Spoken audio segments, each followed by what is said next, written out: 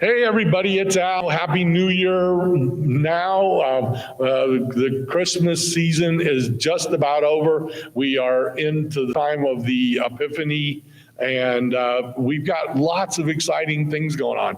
My little part of this is called Here I Stand Up, and it is just a weekly story to make you smile, and also a weekly story of things that really did happen in my life. As much as I've been accused of exaggerating this stuff, these are the things that actually happened in my life. I took off to be a stand-up comedian on Labor Day weekend of 1990. So that means a full-time stand-up comedian quit your job. However, my birthday, actually December 2nd, was an anniversary of sorts of the time that I was a full-time, or not a full-time, but I went up as an amateur for stand-up comedy in a place called the Grin Room in Baton Rouge, Louisiana. I only say those to you to mark those two times together and understand that by this point now, ladies and gentlemen, I am getting work. I am at full time. It is 1991. And one of the reasons I remember that is because I believe everything was being talked about. The first Iraq War was right during that time. So my itinerary schedule, which everybody believes you get this great schedule and you work in most of you seen fancy comedy clubs. However, at the time we were full of what were called one-nighters, which meant you worked in these little teeny cities at at a Holiday Inn or nightclub, et cetera, et cetera. The last night of my show, moving into a weekend into the Grand Tri-City area of Kingsport, Tennessee, which is where our big weekend was in the big city, was in a little town called Pikeville, Kentucky.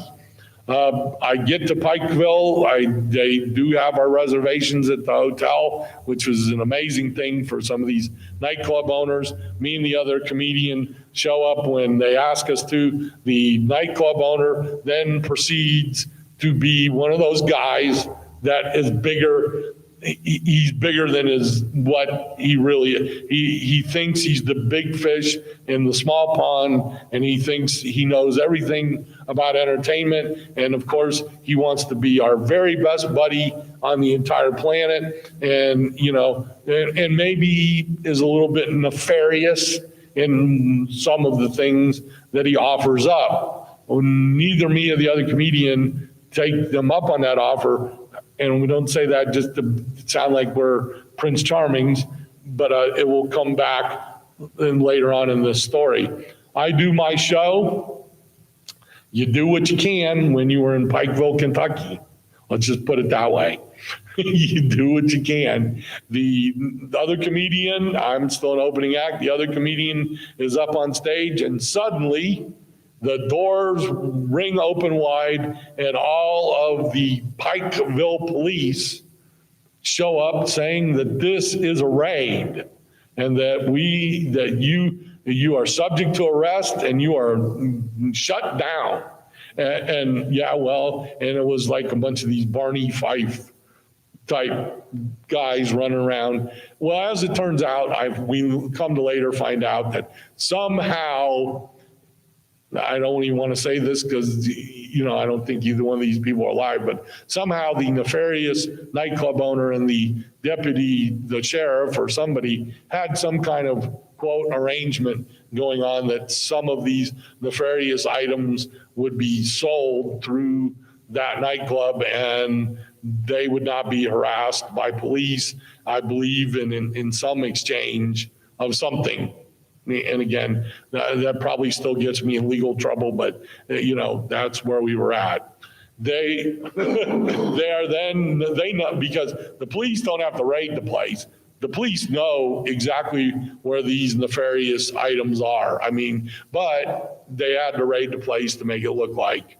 And they closed the club, but they tell us all that we can't leave. They come around and they're searching IDs and everything like that. We explain to them who we are. Of course, neither one of us have a local driver's license. We explained to them who we are, what we're here for, what the other guy was on stage for. I'm thinking, okay, you can go. I'm not even, and then my biggest worry is, are we going to get paid because we've done the job? But no, he says, you're technically a part of one of the employees of this establishment, and would you agree to further questioning? And what are we going to say to that? I mean, you're going to say, okay, well, the further questioning was not going to take place at the said nightclub. The further questioning was going to take place at the police station. So they are now driving us to the police station. However, folks, you think there's just a couple of you, there's probably about 15 to 20 people on that staff. And why I say they knew the nightclub very well is that they knew they didn't have enough spaces to take all of us to jail or to the police station. So a school bus, a big yellow school bus that said Pike County Schools, that I had a phone in this day and age, I swear I would have taken a picture. And they loaded us up onto this school bus like we were going on a field trip. At 10 o'clock at night in Pikeville, Kentucky. So me and the other comedian are looking at each other. I'm wondering, how did I choose this career? And of course, we're talking, one of the police officers is driving the school bus back to the station. And of course, we pass by a middle school on our way. And I go, sir, that's my stop. And of course, luckily, he laughed at that joke and he didn't get really upset. But, I didn't know what else to do. I didn't know. So we get off the school bus, we go through the same song and dance one more time. Whoever the detective says, we have your information. We'll let you know when we need you or if we need you. However, we're like, we think field trip's over. Let's load up the bus. Oh no, there is no bus. And me and the other comedian at midnight are walking a backwoods highway of Pikeville, Kentucky to get to our car, which is in the parking lot of the nightclub, and going, can you believe this? And we didn't even get, we didn't get paid. We didn't, blah, blah, blah. Finally, we get to the cars, we drive to the hotel.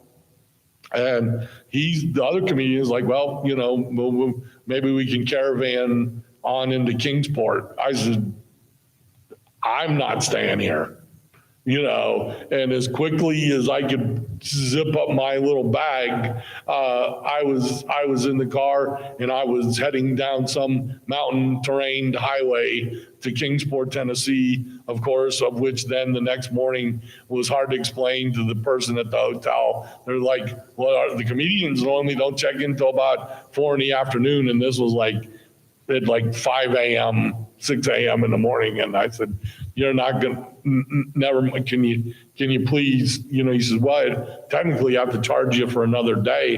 And I'm like, come on, man, please. And and I said, otherwise you're going to have a fat guy sleeping in your lobby until you let me in.